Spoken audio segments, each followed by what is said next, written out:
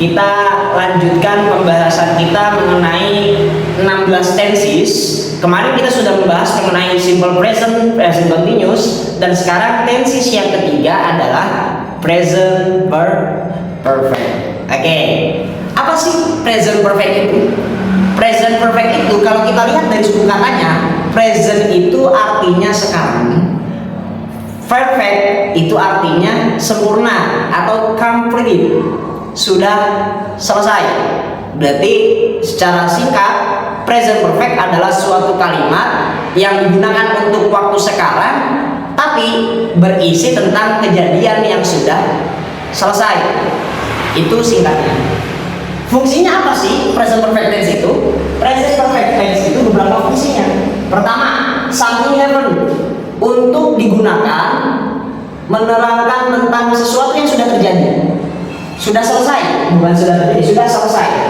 Akan tetapi unspecific time, tidak ada waktu spesifik selesainya itu kapan. Yang kedua, difungsikan juga untuk menerangkan tentang action repeated. Jadi suatu perbuatan atau suatu kegiatan yang sudah kita lakukan berulang-ulang, itu juga bisa menggunakan present perfect tense. Atau yang ketiga, situation began in the past, continue to the present. Menjelaskan sesuatu kondisi di mana pekerjaan sudah dimulai dan masih berlangsung hingga sekarang. Itu juga bisa menggunakan present perfect tense. Oke, contoh. Saya sudah belajar bahasa Inggris. Nah, itu kegiatan sudah belajar bahasa Inggris termasuk ke dalam kegiatan yang something happened, bisa yang sudah selesai kita lakukan, atau bisa juga ke situation began in the past, continue to the present. Sampai sekarang kita masih belajar bahasa Inggris, tapi sudah dimulai. Itu juga bisa. Gimana sih cara kita ngebuat present perfect continuous itu? Kita lihat caranya.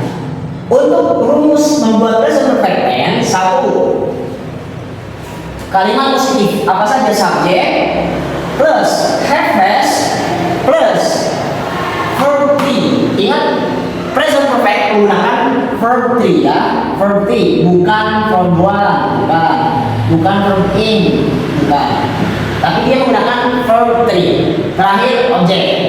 Auxiliary-nya apa? Menggunakan have has, bukan is and are, bukan.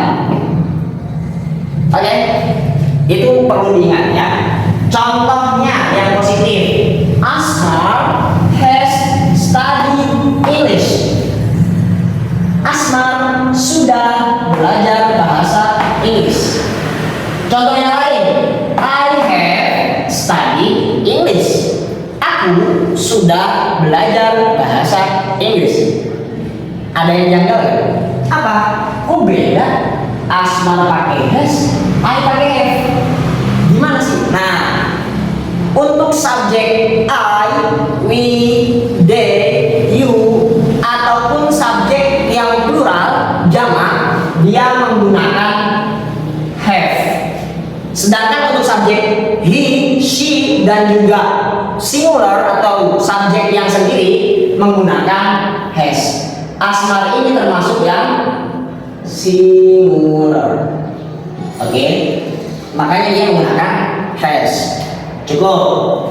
Untuk kalimat negatif, bagaimana patternnya? Patternnya itu adalah subjek have or has, ada ketambahan not, ditambah verb 3, terakhir adalah objek. Contohnya apa? I have not called him. Atau disingkat haven't. I haven't called him. Saya atau aku belum memanggil atau menelpon dia. Oke. Contoh yang lain, she has not called him. Dia perempuan belum memanggil dia. Atau disingkat hasn't. Ada subjek, auxiliary have not, kemudian verb 3, dan terakhir objek. Ini juga sama. Verb 3, verb 3. Jadi harus kita tahu verb 3-nya apa. Oke, verb 3 dari verbnya itu apa? Kata kerja ketiganya apa? Itu untuk yang negatif. Terakhir, interrogatif. Gimana sih rumusnya? Auxiliary have or has didahulukan, dilanjutkan ke subjek, verb 3, objek, dan jangan lupakan question mark. Oke. Contohnya, have I studied English? Nah, auxiliary-nya ketika question atau ketika interrogatif, ketika kata tanya menggunakan didahulukan. Setelah have baru subjek, dilanjutkan dengan verb 3, dan terakhir objek ditambah question mark. Interrogatif itu apa? Interrogatif itu ketika kita ingin menanyakan sesuatu dan jawabannya cuma yes or no saja. Sudahkah saya belajar bahasa Inggris? Jawabannya kan ya, saya sudah, atau no, saya belum. Pilihannya cuma. Contoh yang lain, has he studied English? Sudahkah dia lagi belajar bahasa Inggris? Itu juga sama. Perbedaannya apa? Karena subjeknya ini dia menggunakan auxiliary has. Ini karena subjeknya I, dia menggunakan auxiliary have. Itu perbedaannya, penggunaan antara have dan has. Dari sini pasti masih ada kebingungan. Sebenarnya apa sih perbedaan antara present perfect tense dengan past tense? Kalau present perfect tense, meskipun dia sudah selesai kejadiannya, tetapi unspecified time, tidak ada spesifikasi waktu, spesifik waktu kapan sih selesainya. Intinya dia sudah selesai. Sedangkan kalau past tense harus ada kejelasan waktunya kapan. Contoh, yesterday, last night. Oke, nah seperti itu. Mungkin dari sini saya kira cukup dengan penjelasannya. Semoga bisa memahamkan, dan besok kita melanjutkan ke tenses berikutnya, yakni present perfect continuous. Oke, see you.